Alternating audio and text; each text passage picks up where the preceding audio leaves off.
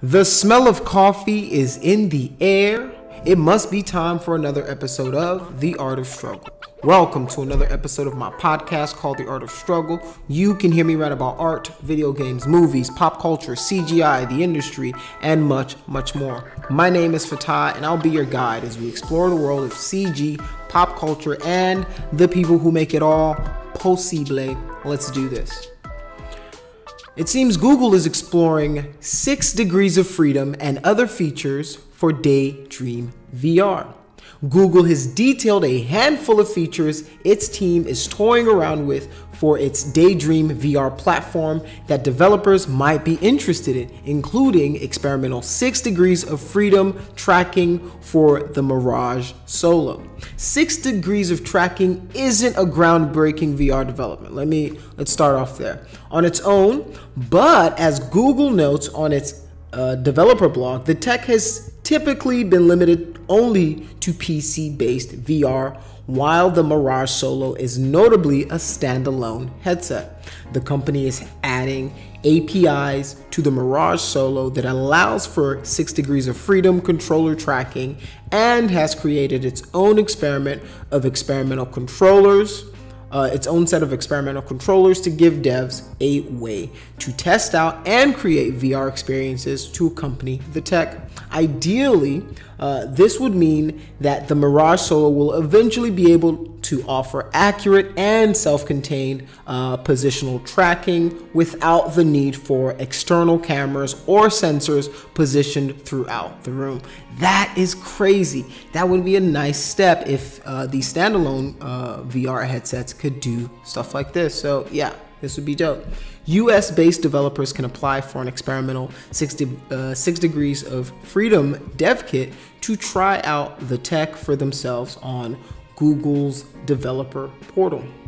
They're also working on a way to open up the Mirage Solo to augmented reality through a WorldSense powered see-through mode that would use the headset tracking camera to let someone see the world around them while wearing the headset, which is pretty cool and I think should have been done a long time ago, because for you to look around the room, you'd have to take off your headset. I think the Vive has a camera on it that you can use. One of them I think lets you see you, and then the other one lets you see a little bit of the room, but it's in a little window box, kind of tiny screen like that. So it's pretty cool that they're trying to let you do this. If you look on the website, yeah, you can definitely apply for one of these new controllers. Yeah, it says the touchpad with the touch click button, it can detect touching, swiping, and clicking, fully customizable for your app. I mean, it does it all. So yeah, so it's pretty cool. The Daydream controller experimental allows you to build 6 degrees of freedom experience for the Lenovo Mirage Solo with Daydream. These controllers enable natural and intuitive controls for interacting with virtual objects, such as allowing users to pick up and manipulate virtual objects. So yeah, if you get a chance, check it out. I mean, if you're a dev, definitely check it out, because this would be a cool new expansion to the things that you could do with VR. So yeah, if you're in the middle of VR and you want your client or something to be able to see what's going on without having to remove them, from the experience, you can now do that. You can, there's a GIF of a guy playing tennis with his VR goggles on, which is pretty cool. That that would be a nice little X-ray mode. I always thought there should be some sort of X-ray mode or clear to allow you to see, so I'm just not so yeah, that's pretty cool, for sure. All right, what else is out there? It seems Blizzard's Diablo series might get tapped for a possible Netflix show. So all you Diablo fans out there, you already like their shorts, because if you don't know by now, Blizzard makes the best shorts out of everybody. Nobody comes close to Blizzard when it comes to their shorts. Their short movies for their games or whatever, those things are on point. They need to just just start making movies already and call it a day. I've already said that from the beginning. Like, just start making movies. Like, stop playing around, Blizzard. All right, stop it.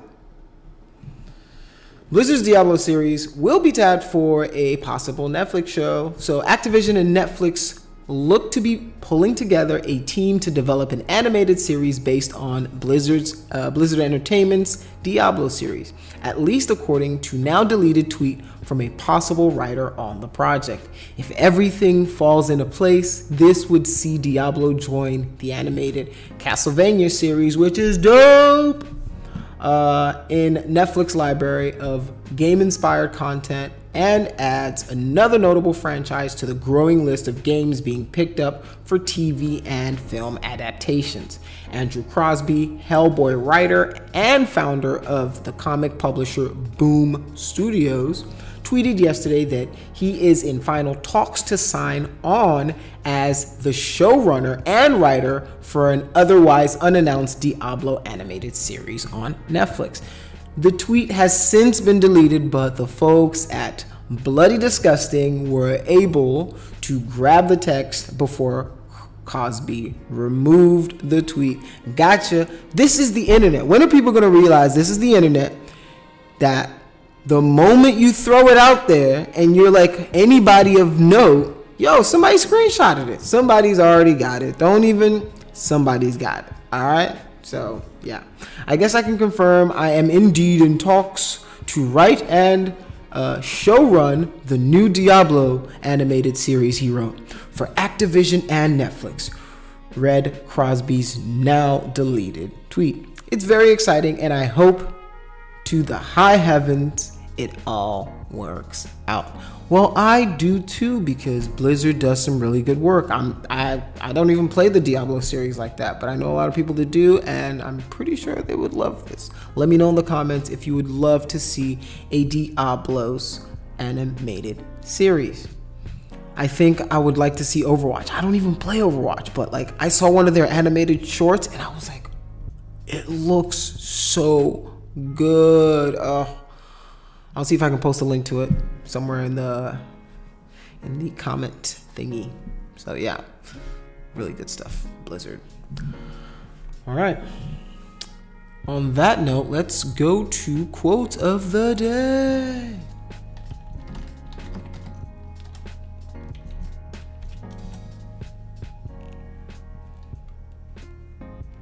So here are 15 inspirational quotes from Robin Sharma. I'm not going to give you all 15. I'm going to give you maybe 2 or 3. All right, 2 or 3 that I find very, very, very applicable. All right. He says, turn your hurt into healing, your wounds into wisdom, and your pain into power. Powerful stuff right there.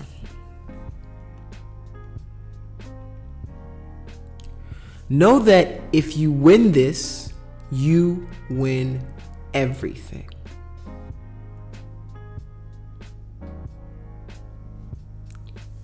He says, when your vision becomes your mission, your business will become a movement. So start movements, not businesses. That's real talk right there. That's dope.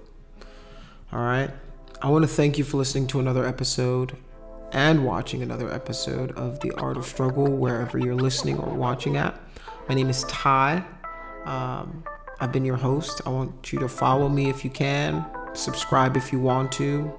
It's all up to you. You can hit that button, or you can be like, nah, it's not really for me, bruh. But appreciate it. Peace.